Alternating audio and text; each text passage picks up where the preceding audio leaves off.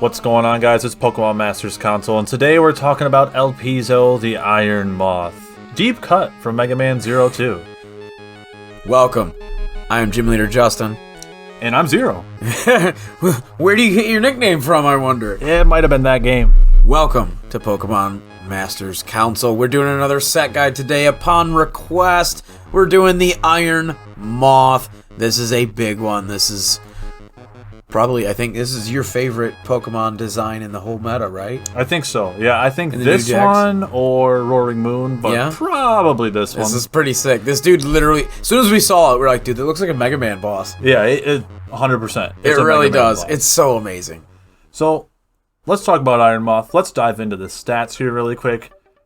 We've got 140 special attack, 110 special defense, 110 speed.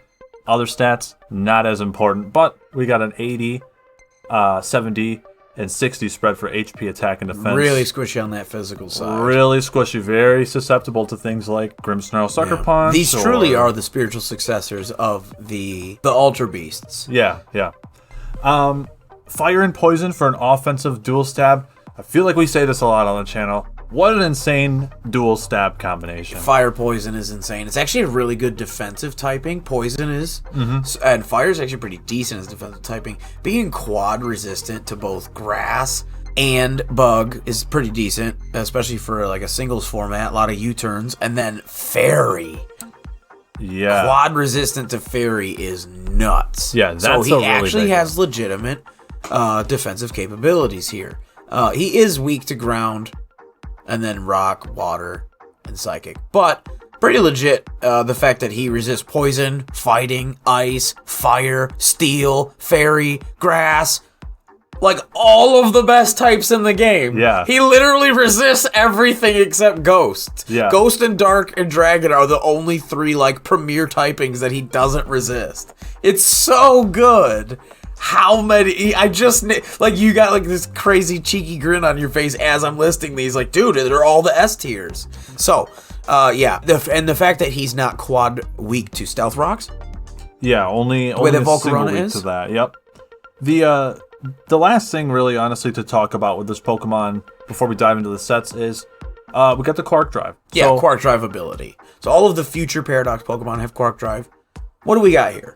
So Quark Drive, if you are on electric terrain or if you're holding the booster energy, you will get a boost to your highest stat. So like you said, definitely the spiritual successors if it's anything, if it's speed, it's a +1, so 50% increase. And if it's any other stat other than speed, it's a 30% increase. Yep, so definitely something to note there. I think when you're on Showdown playing, it just says like a boost to those stats rather than a 1.5, which you would normally see. Exactly. It's a 1.3, so it's a life orb, essentially, for calculations out there, for people who are wondering. So, let's get into it, buddy. What do we got for the first set? The first set is going to be your all-comers list. This is, in my opinion, the best way to run this Pokemon in singles. This is definitely a more singles-focused set. I think this is the best way to run him. Maybe even choice.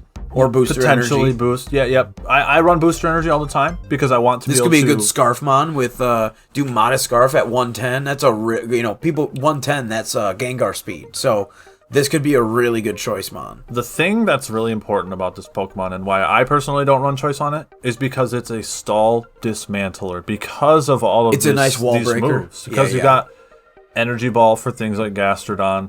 And you've got Discharge for things like Toxapex. You've got Sludge Wave for Clefable, which is insane. Yeah, yep. And then you got Fiery Dance for things like Corviknight. So you're checking off a lot of boxes. Energy Ball also hits Garganacl. So yeah, that's a big one. Being able to freely switch between these moves is pretty big. Okay. It is pretty big. So maybe Life Orb. Yeah. Booster Energy, Life Orb. Yeah. I always go maybe Boots. Potentially, yeah. Okay, yeah. Cool. So I Terra think Poison. Tell me about that. Terra Poison. This thing hits really hard. You got the booster energy, Terra Poison. Yeah, dude. 140 special attack. That's just insane. With this stat spread, you're always getting a Quark Drive boost to your special attack. Yes. You have to run a special stat spread to get anything other than your special attack. So I like to run the booster energy on this. I like to free myself up for big damage. We got just the fiery blow holes dance on their ships, right? We got the fiery dance for the 50% chance to increase your special attacks to go even further. Really good. So could you imagine if... So this thing got fire dance, which is a Volcarona specific move. Could you imagine if it got quiver dance too? If it got quiver dance, it would be game over. Game over. This is a great Pokemon. However, I think the fact that it doesn't have a setup move like that actually hurts this Pokemon. It is. Because 110 is not the fastest. No, like it's super good, fast, but it's not S+. Yeah. So in my opinion, this is the best set for Iron Moth at this moment. I really truly think that this is the best one. Yeah. Oh yeah, I've used this one and it was disgusting. Okay, beautiful, beautiful. So what do we got for the second set? Show me what we have here. We have the offensive support.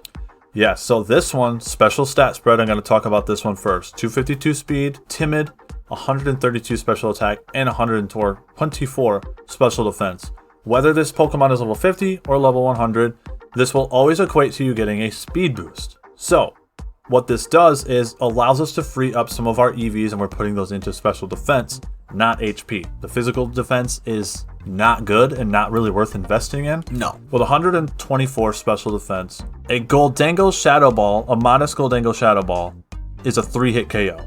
Yeah. So you can trade with the... And you just fire dance him, obviously. You can trade with the Scarf version. And then, Timid Fluttermane Shadow Ball is also a 3-hit KO. So nice. You're trading really well with some of the more offensive ghost kind of Pokemon. And then Chi-Yu, obviously, you know, we're going to be able to match up really well into that, being able to just Sludge Wave it. Yep. So, being able to set up these Toxic Spikes, the Morning Sun or Energy Ball is great. Morning Sun especially.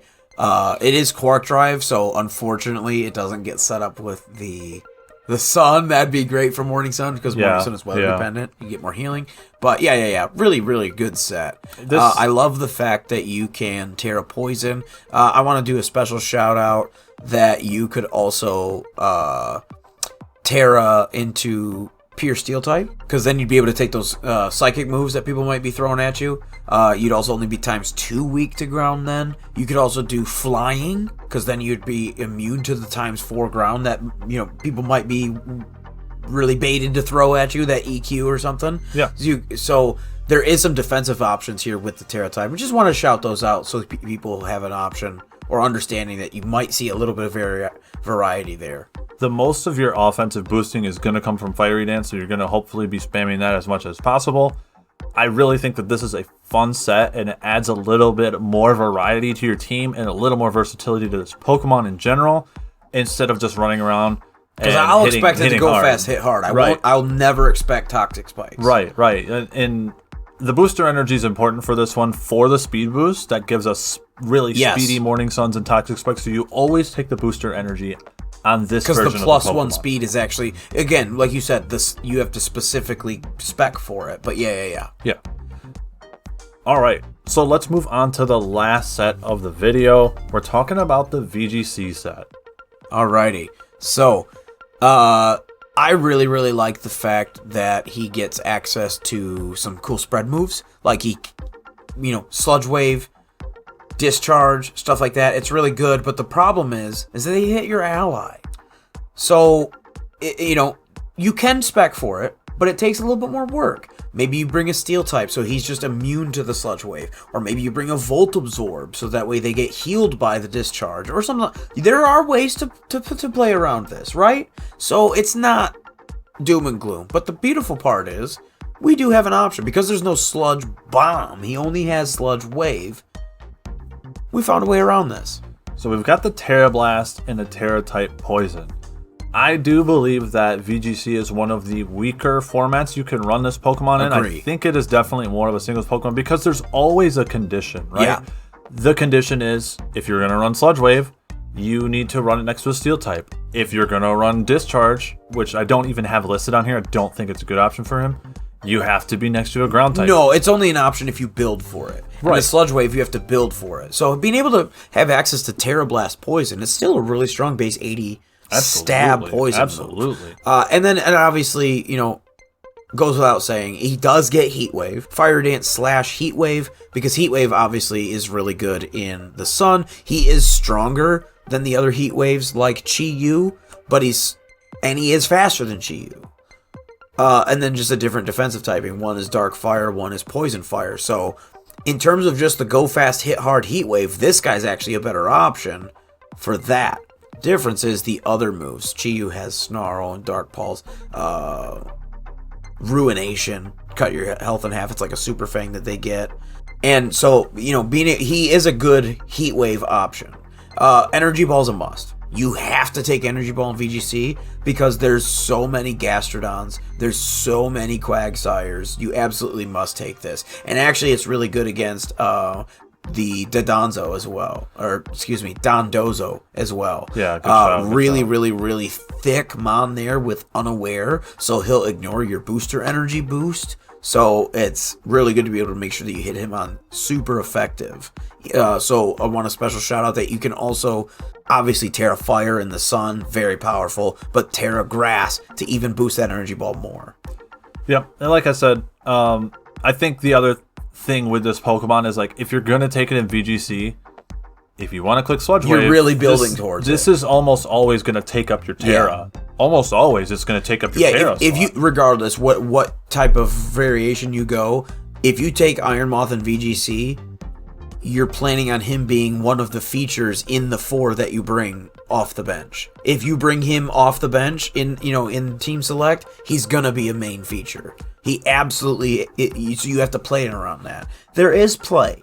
I haven't seen too many so far. I've seen a couple of Slitherwings, but in VGC, it's just the fact that he's only 110 speed compared to Fluttermane at 135. He is faster than Chi-Yu, and I've been seeing a lot more Chi-Yu. Maybe it's because he's dark, so he avoids the Prankster.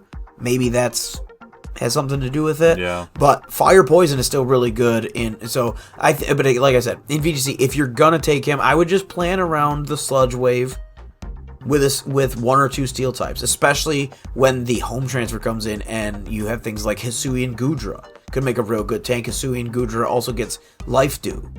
Keep them both healthy. Do you know what I mean? So there might be options in the future, but I definitely think he's more of a singles mon. What do you think about maybe the idea of running him as like a scarfed Pokemon with 110 modest? Do you think that there's some viability there? I don't think it's bad, but it's definitely an end game sweeper. Yeah, that was pulling on my heartstrings. Yeah, I don't think you use him much as if you want to break something, you break Stall. Yeah. Honestly, like he breaks Stall, and that's why I think being able to switch out of his moves freely is really important. If anything, I would run Specs, Timid. Oh, Timid Specs. To just clean up the end of the game. Gotcha. Maybe with some sticky web support or something of that nature. Yeah. All right, guys. We hope you enjoyed the guide. We love Iron Moth here. That's one of my favorite Pokemon to use so far this generation. It's such a cool design. This is one of the best Pokemon designs ever. Like, if they're going to do weird stuff like the Ultra Beasts, I wasn't a fan of most of their aesthetics. If they're going to do weird stuff like that, and now they're doing like these mecha Pokemon, I'm like, sure, I'm down for that. If you're just going to give cool new mecha redesigns, like how many fan pictures out there have been throughout the years of a mecha T-Tar? Yeah, and now we literally have a mecha T-Tar. Yeah. So this is Mecha Moth. Like, I love it. And the fact that they went off Mega Man Zero, like, I feel like it was literally designed by somebody with your collector's edition art book in their hand. Yeah, definitely. Somebody's stealing secrets out of the Capcom. Big fan. Goes fast, hits hard, really good special bulk, really good typing, really actually like S+ tier typing. Yeah. Really legit typing. So definitely check out the Iron Moth. Let us know down below in the comments. Have you tried the Iron Moth in 3's VGC or in Smogon tiers? Let us know down below. We would love to hear your comments and thoughts about this bug. All right, guys. Thank you so much for watching. Check out our other How to Use guides. We've got a podcast coming out on Friday. Check that out as well. Give this video a big like. Until next time, I've been Zero. And I'm Gym Leader Justin. Council's adjourned.